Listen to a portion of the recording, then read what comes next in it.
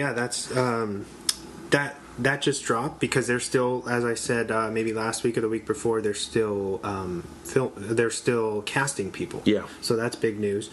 In my next bit, the man himself, Tarantino, recently pitched a rated R Star Trek film idea to Paramount and J.J. Abrams. Ooh, nice. And early development has already begun on it. Shit.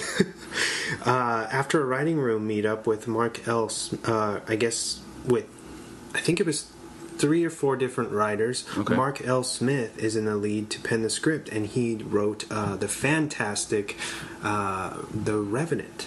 Nice.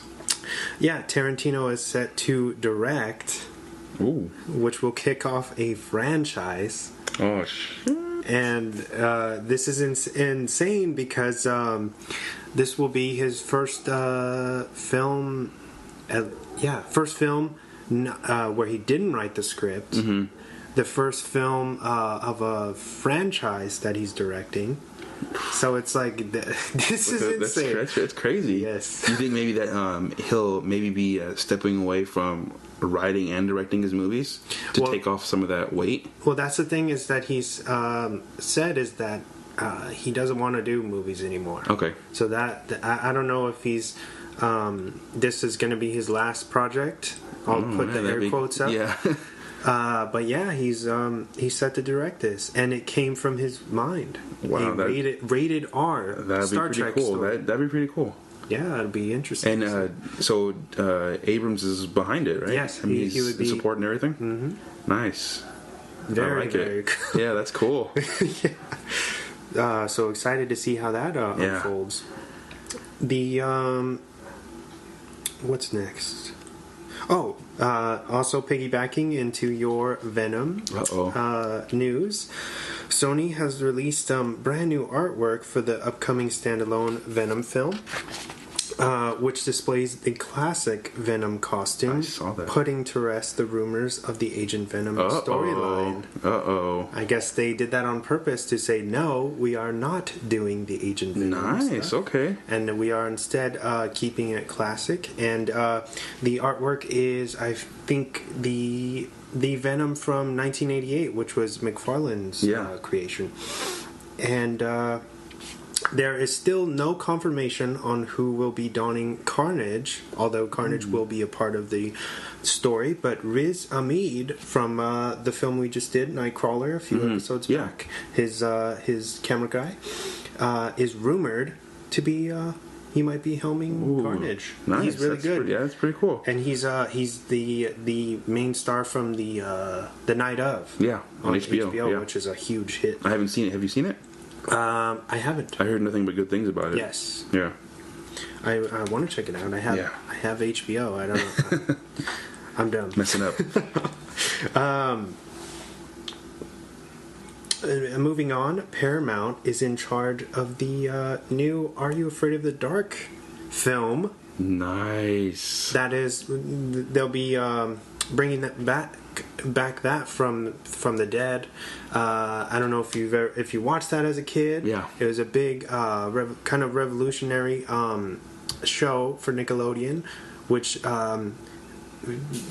what were they called? The Midnight Society. Mm-hmm. They would meet up. It was a group of friends. They'd meet up in the woods around a campfire and tell these creepy kind of slightly kid-friendly ghost stories or what have you, scary stories around a campfire, and that was the show. I love the show, and I guess they're bringing it back for us. I don't really remember watching that, but when did this come out? Before or after Goosebumps? It was probably I would say maybe a little bbit before, but it was around the same era. Okay, it'd be the same era, but it was only on Nickelodeon. I don't know. It's really good, and I never thought I was going to see them, especially not try to do a movie. Maybe because of the success of Goosebumps. Yeah, they're like, okay, but. Following into more news about that, I guess they have a official release date for it, which is October 11th, 2019. Dang. Okay. So we got a little bit more than a year to wait. Yeah. But hopefully that's good. They said they had a representative come out and say that they plan on honoring the darker, scarier tones of the show, because I always thought that it was a little less cheesy than Goosebumps. Oh, yeah. You know what I mean? If you watch Goosebumps now and you watch Are You Afraid of the Dark now, the older episodes, I feel like Are You Afraid of the Dark hold up a little bit better. Better, yeah. Yeah. So you guys should check out that show if you don't know what we're talking about, because it's really good. Oh man, flashbacks. Yeah, and that's coming out. That's coming soon, and that's the end of my news. I actually have one more piece of news I forgot to write down. All right, go for it. Man. M. Night Shyamalan's Glass has wrapped. Yeah, it's wrapped. It's completely done, and they're going into fixing it up, editing and everything. But it's. So it'll be coming probably in 2018, I want to say. Yeah. Late 2018, maybe. Mid. Summer? Well, summer would be nice. So, didn't Split come out summer? Split did come out. Or like mid, or like beginning of summer? Like spring or something, like maybe June or April. I know that was that was so much bigger than I could have ever... That was insane. ...anticipated, yeah. I remember trying to go see it, and... all the shows were sold out. That's I couldn't crazy. even get... They had lines wrapping around the building. Was that... did they have M. Night Shyamalan's name on that in the commercials and everything? Yeah. He's not blacklisted anymore. Okay, no, I know, but I was just... Because The Visit was a success, too. He did The Visit with the grandparents. That's the one I haven't seen. I think you have that one, right? Mm-hmm. Yeah, that's the one I want to see. That one looks really good. It is really good. Looks creepy. I've always compared it to it's like a higher level Goosebumps story. Okay. And going back to, I feel like what he's good at, the kind of dark, like spooky stuff. Yeah. Yeah. Anyway, but Glass is something I'm really looking forward to, because Split was so awesome, and that twist at the end. Spoilers if you haven't seen Split. It's part of the Unbreakable universe. Yeah, at the end when you see Bruce Willis, and it's just like, oh shit, what the fuck's going on? Mm-hmm. And then he's like Mr. Glass. His name was Mr. Glass. I was like, oh my god. And then oh man, just the build up for that was crazy. Yeah, because I feel like nobody was expecting. I wasn't. I mean, I knew it's an M. Night movie, but you're like, oh, okay, movie's over.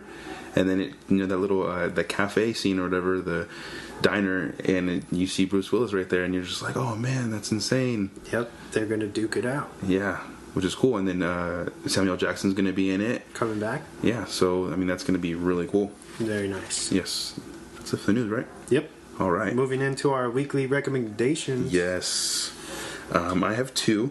All right. My first one is it's kind of a wild card.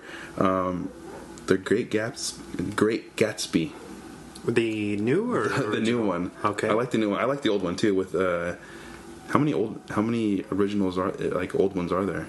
Because I've seen the one with Robert Redford. I think that's the only movie. I know there's a book, but as far as movies, that's the only incarnation I know of. Okay, I've seen both of them. I like the Leonardo DiCaprio one. Yeah, I liked it. It was really cool. It's way different than the original with like we said, Robert Redford. Mm-hmm. But it's just I don't know. It just looks. I mean, of course, it looks better, but I mean, it's just. And I think it's an awesome movie. It's a good story. Definitely. I was actually really not into it as far when when I watched the first time, I was like, it's okay.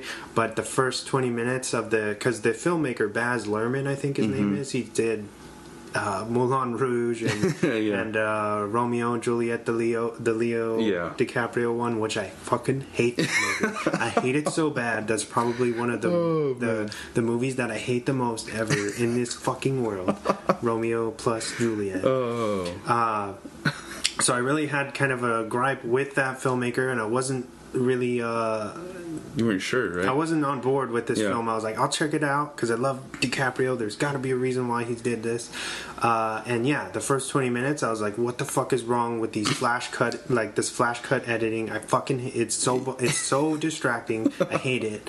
And then after that passes, they slow down and things get interesting, and the movie is really good after that. Yeah. I think it's very impressive. It's shot very well. It's the colors. Yeah, I was going to bring up the colors, like the contrast and everything that you see. It's amazing. Filters or whatever, lighting, whatever they do doing is very cool. Sets the mood and creates this kind of this like avant-garde kind of tone that's really fun to watch, and the set pieces are gorgeous. Yes. Everything's like amazing to look at, and then it's a kind of classic love story, and DiCaprio does that really well. Yeah, he does. Makes you feel for him. So yeah, I think this movie is good. Yeah, you should definitely check that out if you haven't seen it. And my second one is Attack the Block. I don't think I've mentioned it before, but this one has John Boyega Of Star Wars, and I know you've seen it. Nick Frost, is that Nick Frost? Yeah, that's right. The drug dealer. Yes. Yeah, in the movie, not in real life. Yeah. But yeah, he's in it from Shaun of the Dead, Hot Fuzz. Yeah. There's a couple of other people in there who you'll recognize. I can't remember the actor's name, but he plays one of the main characters in Legends of Tomorrow on the CW, and he's in it. But the story is basically a group of like little gangster kids in London. They witness a meteor falling from the sky, and they go to check out where it landed, and they see an alien, and basically a whole bunch more fall, and they're all aliens, and their aliens are kind of attacking the block, if you would, and they have to try to protect their little apartment complex or whatever, and they're trying to convince people that it's actually happening because no one believes them. And it's pretty cool. It's an earlier movie. I think it may be 2011 or something. I know it won an award at the Sundance Festival or something like that. But it's a really awesome movie. I think it's one of the first movies that John Boyega was in. Yeah. And that's the movie that brought my attention to him. And that's how I figured out he was doing the new Star Wars movie, which he's in now, and everyone knows who he is now. But it's really cool. I think it's a fun movie to watch. It's science fiction. It's really cool. Yeah, it was slightly under the radar still, I think, and it's certified fresh. Yeah, by definitely. Rotten. Yes. So check it out. Yeah.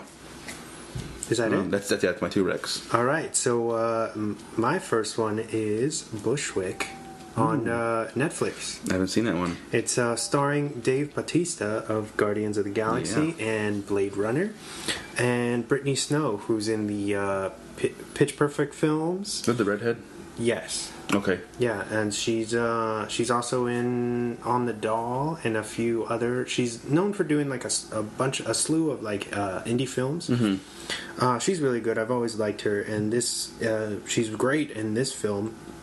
Anyway, the movie's about an invasion that breaks out in Brooklyn neighborhood that forces two people, an unlikely duo, together. I guess they have to fight their way through Brooklyn, through to like a supposed extraction point. Okay.